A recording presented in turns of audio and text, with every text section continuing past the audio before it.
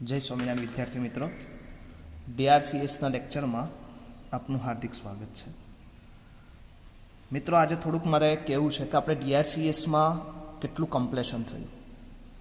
तो आपणे जोईए तो DRCS में आपणे अत्यारे बीम सेक्शन उपर चाली रह्या छीए। बीम सेक्शन में आपणे लोकोए कया कया टॉपिक स्टडी कर्या एनुं जोईए तो कि सिंगली बीम,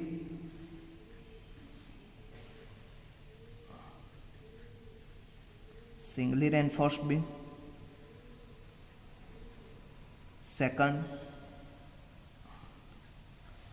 डबली reinforced beam,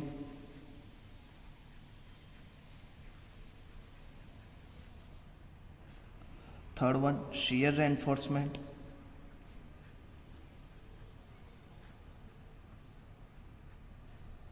shear reinforced steel अथवा तो स्टीरप्स।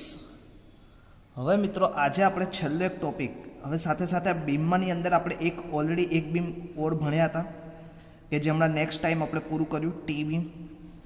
अने आजे आपणे भणवुं छे, आजनो आपणो लेक्चर थशे ए मोस्टली थशे डेवलपमेंट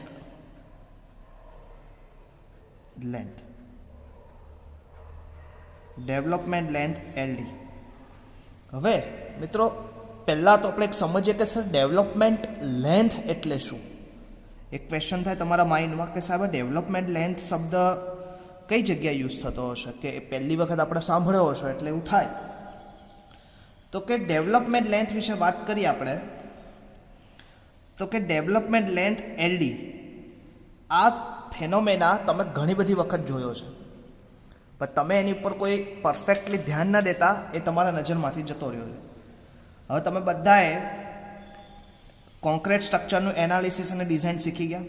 સિંગલી રેન્ફોર્સનું એનાલિસિસ ડિઝાઇન, ડબલી રેન્ફોર્સમેન્ટનું એનાલિસિસ ડિઝાઇન, શિયર રેન્ફોર્સમેન્ટનું ડિઝાઇન, ટી બીમનું એનાલિસિસ, કેમ કે ડિઝાઇન તમારા સિલેબસમાં નથી, તો તમે ઓલરેડી આ બધી વસ્તુ તમે એનાલાઇઝ કરી દીધી।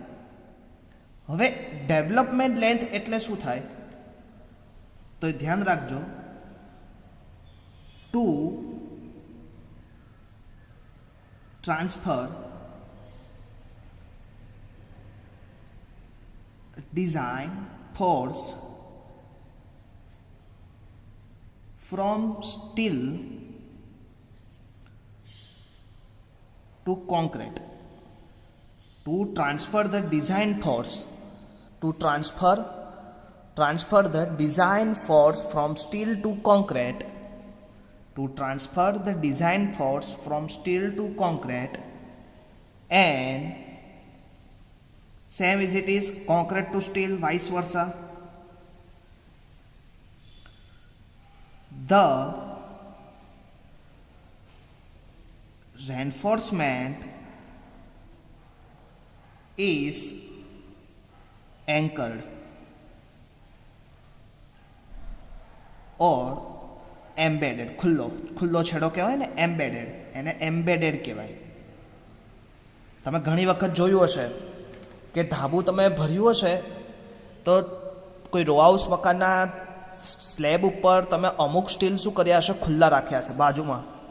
ધાબુ તમારી બાજુ ભરી દીધું હશે પણ બાજુવાળાને ત્યાં અમુક સ્ટીલને તમે ખુલ્લા કરેલા હશે, તો કે આ જે સ્ટીલ કે જે તમે ખુલ્લું મૂકેલું છે, that is embedded steel. The reinforcement is anchored, anchored એટલે કે એને વાળી દેવું, otherwise embedded in concrete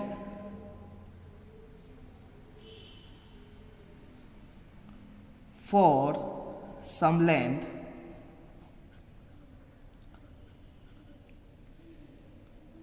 થોડીક લેન્થ સુધી। હવે આ બાય આ મારો સ્લેબ છે, સમજો આ સ્લેબ હશે, અહીંયા તમે સ્ટીલ પ્રોવાઈડ કરેલું હશે, ઓકે। હવે આ તો મેં સીધું ડાયરેક્શનમાં, હવે આ ડાયરેક્શનમાં હું આમ ઊભું સેક્શનમાં જોઉં, આમ સેક્શન કરીને, તો તમને આવી રીતે દેખાય। આ જે સેક્શન છે એને હું આવી રીતે જોઉં, તો એક સ્ટીલ હોય ને, આ ઊભું સ્ટીલ આ જતું હોય, તો અમુક સ્ટીલને હું અમુક લેન્થ સુધી છે ને ખુલ્લું રાખું, તો આ જે લેન્થ છે, the some length concrete anchored or embedded in concrete for some length, a length of reinforced, અહીંયાથી એક અલગ point, the length of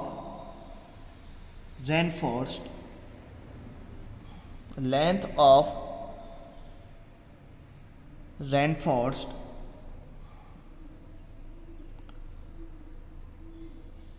is embedded in concrete so that, હવે ઘણો આ જે આટલો ભાગ છે એ કોની અંદર છે? કોન્ક્રીટની અંદર કરાયેલો છે. જો તમે તો કે આટલો ભાગ, the length of reinforcement embedded in concrete so that it can develop the bond stress. એ શું બોન્ડ સ્ટ્રેસ ડેવલપ કરશે? આપણે બોન્ડ એટલે તમને ખબર જ છે, બોન્ડ કોને કહેવાય? The grip of reinforcement. હવે બોન્ડની ડેફિનેશનની સાથે સાથે હમણાં કહી જ દઉં છું.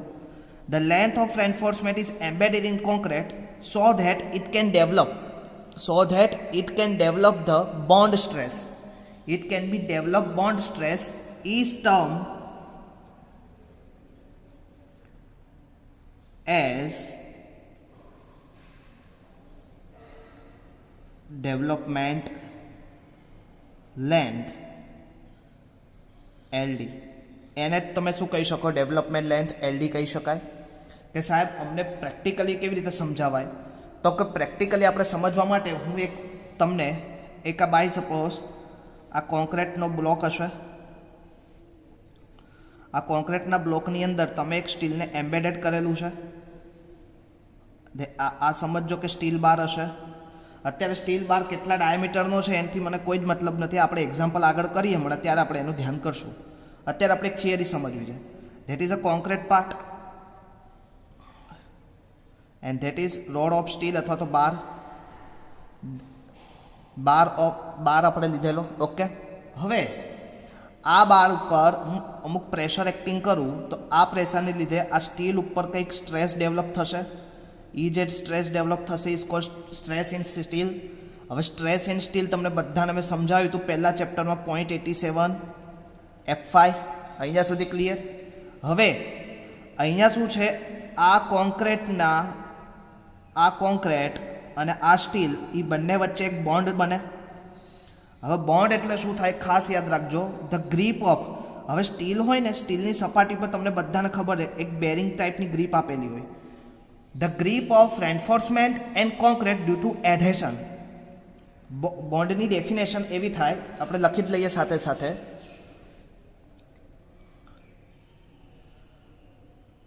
તમને પૂછાય જીટીયુમાં, the grip of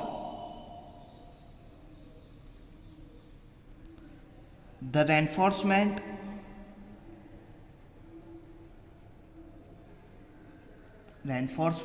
and concrete due to adhesion. હવે એડહેઝન એટલે તમને બધાને આ શબ્દ કંઈ સાંભળેલો છે? કોઈ જગ્યાએ આ શબ્દને તમે એડહેઝન ઓર bearing between steel and concrete is termed as bond. The grip of reinforcement and concrete due to adhesion. Adhesion અને cohesion બે શબ્દ તમે કદાચ આપણે સાંભળ્યા હતા. કોહેઝન એટલે કે બે સેમ પ્રકારના પાર્ટિકલ વચ્ચે એકબીજા જોડે એટ્રેક્શન થાય, that is a cohesion. And two different ટાઈપ્સના પાર્ટિકલ એકબીજા જોડે એટ્રેક્શન થાય, ધેટ ઇઝ એડહેઝન. તો હવે તમે બધાને ખબર હશે કેપિલારિટી એક્શનમાં વિશે આ વસ્તુ તમે ડિટેલમાં અભ્યાસ કર્યો હતો. કેપિલારિટી એક્શનમાં શું થતું હતું? કસનળીની ટ્યુબ અને પાણી વચ્ચે એક કેસમાં પાણી અને કસનળી વચ્ચે શું થયું? એટ્રેક્શન. અને સેમ એઝ ઇટ ઇઝ બીજા કેસમાં શું થતું હતું મિત્રો? કે મર્ક્યુરી અને કસનળી વચ્ચે શું થતું હતું? એકબીજા જોડે, અને મર્ક્યુરી એકબીજાના અણુઓ એકબીજા જોડે શું થતા હતા? કોહેઝિવ ટાઈપ મટીરિયલ બનાવતા હતા. અને એટલે શું થતું? કોન્વેક્સ શેપ બનતો હતો, ઓલામાં કોનકેવ શેપ બનતો હતો, અંતર્ગોળ અને બહિર્ગોળ. આ બધી વસ્તુ ઓલરેડી આપણે ભણીને આવ્યા છીએ. પણ અહીંયા એટલા માટે આ શબ્દની ચર્ચા કરું છું કે તમને એડહેઝન એટલે શું થાય કે બે ડિફરન્ટ ટાઈપ્સના મટીરિયલ, કેમ કે કોન્ક્રીટ અને સ્ટીલ બે જુદા જુદા ટાઈપના મટીરિયલ એકબીજા જોડે એડહેઝિવ રીતે, adhesive steel in concrete is term as bond. Clear થાય છે? ઓકે. હવે મિત્રો ખાસ grip of the reinforcement and concrete due to adhesion bearing between steel concrete is term as bond. યાદ રહેશે? ઓકે. હવે તમે જો અહીંયા કોન્ક્રીટનો બ્લોક આપેલો છે, આ સ્ટીલ રોડ, એની પર પી ટાઈપ્સનો force, stress in steel 0.87 F5 bar તમને પ્રોવાઈડ કરેલો છે, કોન્ક્રીટ બ્લોક્સ આપેલો છે. ઓકે. હવે ફરીથી થોડુંક આ ઉપર આવી જઈએ. અહીંયા શું થાય છે મિત્રો કે સ્ટીલના રોડ અને આ આજુબાજુના કોન્ક્રીટ વડે એની જોડે શું થાય? બોન્ડ થાય છે, બોન્ડ ડેવલપ થાય. તો કે આ બોન્ડ કેટલો ડેવલપ થાય તો યાદ રાખજો ટાઉ બીડી. કેટલો ડેવલપ થશે મિત્રો? Tau BD. ઓકે. હવે આ જે અહીંયા તમે જો એની લેન્થ કેટલી છે તો કે આ જે લેન્થને નામ આપું LD, એને કહેવાય ડેવલપમેન્ટ લેન્થ. આ કેટલી રાખવી તમારે ફાઇન કરવું છે, ડેવલપમેન્ટ લેન્થ. હવે મિત્રો એ જ ફાઇન કરવું કે તમારી એ ડેવલપમેન્ટ લેન્થ કેટલી રાખવી છે. ક્લિયર છે? હવે ડી એટલે કે તમને બધાને ખબર diameter of bar. D is equal to diameter of bar. Okay. And sigma s stress in steel. Okay. હવે તમે મને કહો કે આ બારનું તમને સર્કમ્ફરન્સ શોધવાનું કહે તો કેટલું થાય? તો કે pi into D. Okay. Pi is equal to pi into D. Clear? હવે આવી રીતે ના લખવું તો તમે આવી રીતે લખો 2πr, આવી રીતે તમે લખતા હતા કદાચ, પણ અત્યારે આપણે શું લખશું? પાઈ ઇન્ટુ ડી. હવે આનું ટોટલ મારે વોલ્યુમ ફાઇન કરવું હોય તો શું થશે? એરિયા ઇન્ટુ લેન્થ, એ ઇન્ટુ એલ. તો આ બાજુનો ભાગનું તમને એ ઇન્ટુ એલ કરું તો પાઈ એરિયા, આનું સર્ક્યુમફરન્સ તમને કેટલું મળ્યું છે? પાઈ ઇન્ટુ ડી. એરિયા કન્સિડર કરીએ આપણા બારનો તો શું થાય? પાઈ into D into L. Okay.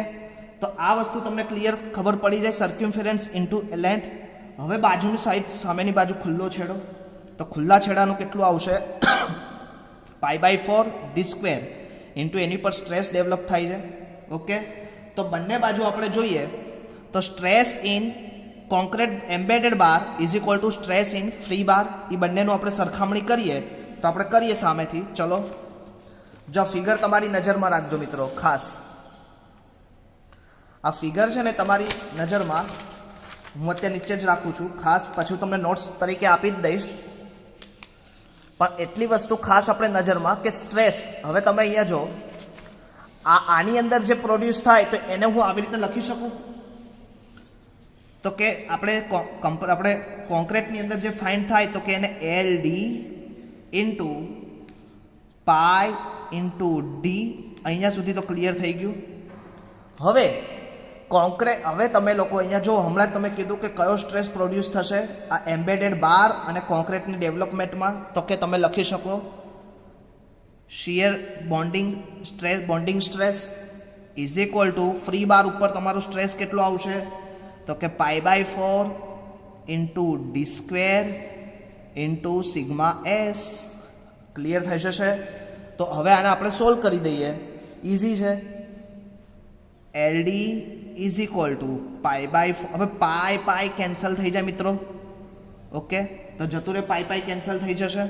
હવે અહીંયા શું વધશે? Sigma S d² upon D LD into tau BD. D cancel out થઈ જશે તો વધશે શું? Sigma S into D, sorry LD તો આપણે નથી લેવાનું, અપોન ટાઉ 4 ટાઈમ.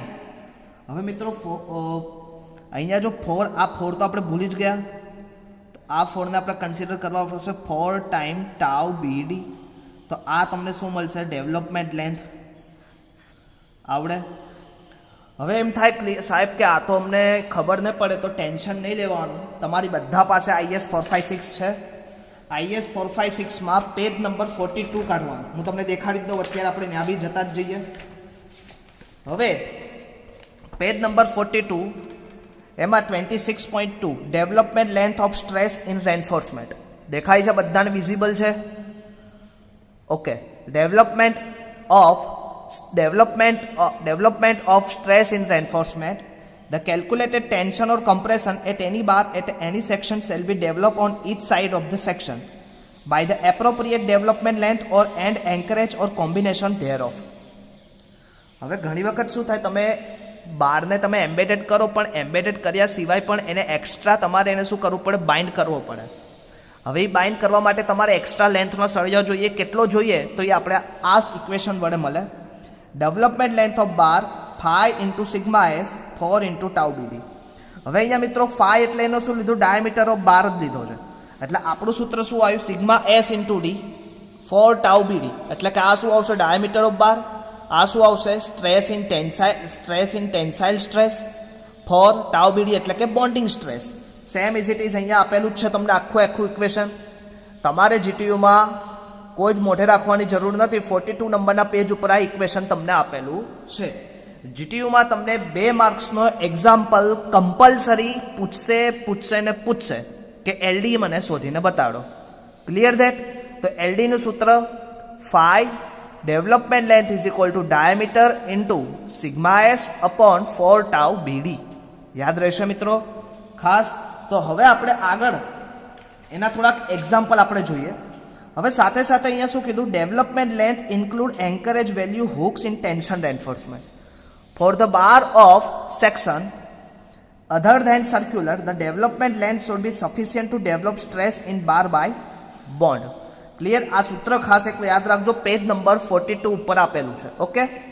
હવે એ જ જગ્યાએ હું તમને બીજી આપણે હવે જે કામની વસ્તુ છે એક્ઝામ્પલ માટે એ આપણે શોધવું છે કે સાહેબ મેં ઇક્વેશન લીધું, એમાં મને ટાઉ બીડી મને કેવી રીતે મળે, તો કે ટાઉ બીડી શોધવા માટે design bond stress in limit state method plain bar in tension shall be બિલો.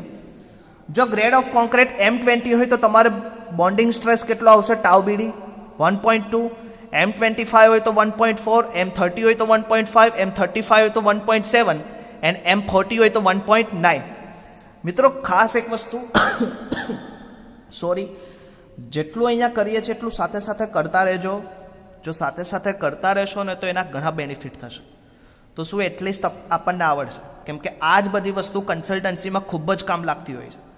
એટલે આપણે લોકો એવું સમજતા કે અમને તો શીખવાડ્યું જ નહોતું, પણ ખાસ આ બધા લેક્ચર જો તમે ડિટેલ ભણશો તો ઘણું બધું શીખવા મળશે. તો આ બધું ખબર પડશે, બોન્ડ સ્ટ્રેસ ફાઇન કરતા આવડી જાય. હવે હું લખ્યું છે for deformed bar conforming IS 1786 this value shall be increase by 60%. જો તમે HYSD બાર પ્રોવાઈડ કરો છો તો તમારી બોન્ડિંગ સ્ટ્રેસ 60% જેટલી વધે. એટલે કે જો 100% સ્ટ્રેન્થ આપતું હોય તો એની સામે 60% વધે, એટલે કે 1.60 જેટલી વધે, 1.60 ટાઈમ. ધ્યાન રાખજો, આ પોઈન્ટને ખૂબ જ ઇમ્પોર્ટન્ટ લેજો. For development bar conforming IS 1786 ઉપરથી કીધું છે the value of shall be increase by 60%. હવે 60% વેલ્યુ ઇન્ક્રીઝ થાય તો મિત્રો ખાસ એક વસ્તુ ધ્યાન રાખવાની કે ટોટલ તમારી વેલ્યુ કેટલી ઇન્ક્રીઝ થશે, 1.60. ફોર બાર ઇન કમ્પ્રેશન, જો કમ્પ્રેશનમાં બાર હોય તો value of bond stress for bar in tension shall be increase 25%. જો તમારો bar કમ્પ્રેશનમાં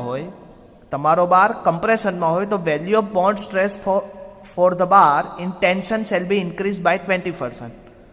For bar in compression, the value of bond stress for the bar in tension shall be increased 25%. The value of bond stress in working stress design given B.2.1. હવે B.2.1 ને અત્યારે આપણે કોઈ જરૂર પડતી નથી, આપણે આટલું 3 પોઈન્ટને ખાસ જોવાના છે. ઓકે. હવે આપણે એક વસ્તુ જોઈએ કે તમને M20 ગ્રેડ કીધો હોય, ડાયામીટર તમને આપી દીધો હોય, તમને કીધું હોય કે તમારો બાર ટેન્શન બારમાં છે. હવે ટેન્શન બારમાં હોય તો તમારી વસ્તુ ખાસ એક વસ્તુ ટેન્શન બાર FE250, તો M20 ગ્રેડ હોય તો M20 ગ્રેડ માટે તમારો કેટલો આવે, 1.2. હવે તમે જે પ્રોવાઈડ કર્યો સ્ટીલ એ HYSD સ્ટીલ છે કે માઇલ્ડ, તો કે HYSD. જો HYSD સ્ટીલ તમે પ્રોવાઈડ કરો તો તમારે બીજું કેટલું વધારવાનું થાય, 60% વધારવાનું થાય. તો 1.2 તો ખરા, એ સિવાયનું બીજું 1.60 મલ્ટીપ્લાય કરો તો ટોટલ બોન્ડ સ્ટ્રેસ મળે. હવે એ જે બોન્ડ સ્ટ્રેસ મળે એ તમને અગાઉના આપેલા ઇક્વેશનમાં અહીંયા પુટઅપ કરો. સિગ્મા એસ એટલે 0.87 F5, ડાયામીટર ઓફ બાર તમને 20 mm અને 4 તો તમને ડેવલપમેન્ટ લેન્થ મળે. તો આપણે એક એક્ઝામ્પલ સોલ્વ કરીએ. ક્લિયર? હવે તમને બધાને મેં એસાઇનમેન્ટમાં ઓલરેડી ડેવલપમેન્ટ લેન્થ ચેપ્ટર આપેલું જ છે. ખૂબ જ ઇઝી ચેપ્ટર છે. આજે સાથે સાથે એસાઇનમેન્ટ પતાવીને મને 6 વાગ્યા સુધીમાં મને બતાડી જ દેજો. ઓકે, આની નોટ્સ બનાવજો. હવે આપણે એના એક્ઝામ્પલ સોલ્વ કરી અમુક. હવે એક્ઝામ્પલ જો કેવી રીતે આપેલા હોય, ફાઇન તમારે બધા અત્યારે IS 456 મેથડથી જ કરવાના છે, કોઈએ SP60 મેથડ યુઝ કરવાની નથી. Find the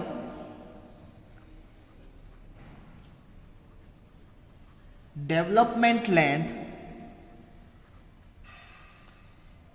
for 60 mm diameter bar for following cases. હવે ફોલોવિંગ કેસીસ આપેલા છે, ફોલોવિંગ કેસીસ આપણે સોલ્વ કરવાના. Okay, clear? હવે એમાં પહેલું આપણે લઈએ ફર્સ્ટ. સોરી, મારું ત્રાસું થોડુંક જાય છે, આઈ એમ સોરી, હું ધ્યાન રાખીશ. Clear that? First of all, M20 is a grade of concrete. Fe250 એટલે કે માઇલ્ડ બારનો ગ્રેડ. અને સ્ટીલ તમારું શેમાં છે? હમણાં જ આપણે જે એક્ઝામ્પલ લીધો તો એ જ એક્ઝામ્પલ ફરીથી આવ્યો, ટેન્શન બાર. ઓકે, હવે સૌથી પહેલાં તો શું શોધવાનું? આપણી પાસે ઇક્વેશન આપણા માઇન્ડમાં હોવું જોઈએ. ઇક્વેશન જો અહીંયા લખી જ નાખવાનું પહેલાં, પેજ નંબર 42 ઉપરથી. LD કયા પેજ નંબર 42 ઉપરથી ઇક્વેશન તમે લખી દીધું. LD ઇઝ ઇક્વલ ટુ, હવે તમને જે બોર્ડ ઓલામાં આપ્યું કોડમાં એ પ્રમાણે હું લખું છું, into sigma S upon 4 time tau BD. Okay, હવે ડાયામીટર તમને કેટલો આપેલો છે? 5. ખાસ એક વસ્તુ યાદ રાખો, ડાયામીટર તમને કેટલો અહીંયા કંઈ આપેલું છે? ડાયામીટર ઓફ બાર. હા, તો કે ડાયામીટર તમને કેટલો થાય? 60 mm. સિગ્મા એસ તમને કંઈ કીધું છે? તો સિગ્મા એસ કેટલું આવે? 0.87 F5. 0.87 F5 કેટલું આપેલું છે મિત્રો? 250. તો એનો કંઈક આન્સર મળે ન્યૂટન પર mm². ટાઉ બીડી કેટલું આવે? તો કે ટાઉ બીડી તો મારે શોધવું જ છે. હવે ટાઉ બીડી M20 ગ્રેડ માટે તમે જોવા જાઓ તો IS 456માં કેટલું છે? તો જો સાથે સાથે M20 માટે 1.2, તો અહીંયા તમે પુટઅપ કરો 1.2 ન્યૂટન પર mm². હવે તમારે શું ફાઇન્ડ કરવું છે? ટેન્શન બાર. હવે તમારો સ્ટીલ અહીંયા ટેન્શન બારમાં હોય તો હિયર સ્ટીલ ઇન ટેન્શન બાર. હવે જો તમારું સ્ટીલ અહીંયા ટેન્શન બારમાં હોય તો મિત્રો ખાસ એક વસ્તુ યાદ રાખવાની. તો શું થશે તમારે? જસ્ટ મિનિટ મિત્રો, અહીંયા સ્ટીલ તમારું ટેન્શન બારમાં હોય તો એક્સ્ટ્રા કોઈ એન્ફોર્સમેન્ટની જરૂર પડે નહીં. તો સીધું તમે 5 કેટલું છે? 60. 0.87 F5 કેટલું આવશે તમારું? 250. 4 ટાઈમ ટાઉ બીડી કેટલું થશે? 1.2. તો તમે આનું મલ્ટિપ્લિકેશન કરીને મને કહો તો આન્સર કેટલો થાય છે? જો સોરી, 60 ઇન્ટુ 0.87 250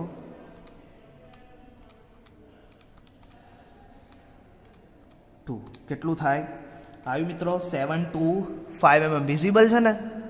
ઓકે, તો અહીંયા તમારે શું આન્સર આવશે? 725 mm તમારે શું જોશે? ડેવલપમેન્ટ લેન્થ જોશે. એવો એક ટેન્શન બારનો તમારે જાતે કરવાનો છે. હવે અહીંયા 250 હોય, મેં તમને પહેલાં જ એક વસ્તુ કીધું હતું કે 250 કરતાં નાનો કોઈ બી સ્ટીલનો ગ્રેડ હોય તો એને શું કન્સિડર કરવાનું? Mild steel bar.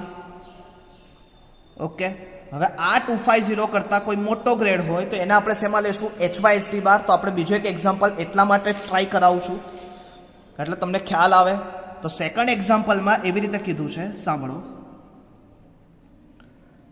M25 grade of concrete Fe415 grade of steel and તમારો રેન્ફોર્સમેન્ટ છે કમ્પ્રેશન બારમાં.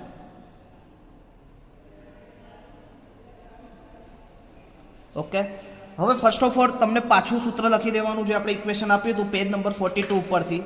તો પેજ નંબર 42 ઉપરથી ઇક્વેશન તમે લખો LD is equal two 5 sigma S upon 4 into tau BD. Clear that? તો હવે 5 અહીંયા જો તમને ડાયામીટર ઓફ બાર તો ઓલરેડી મેં અહીંયા તમને કીધેલા જ હતા ઉપર કેટલા હતા 60 mm ડાયામીટર બાર. તો અહીંયા તમે પુટઅપ કરી દો 5 ઇઝ ઇક્વલ ટુ 60 mm.